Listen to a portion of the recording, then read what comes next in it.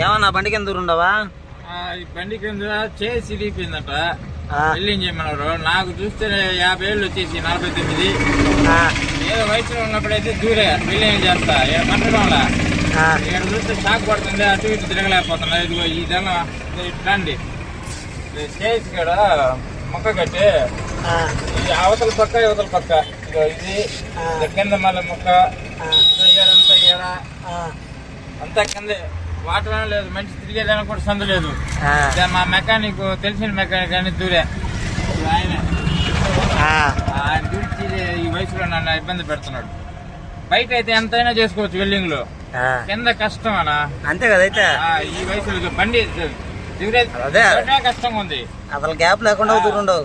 అది అదే అదే బతుకు తెరువుకి ఎవరైనా దూరాలన్న దూరం చేశారు.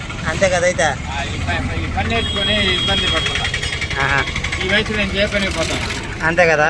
ఇదే అది పరిస్థితి.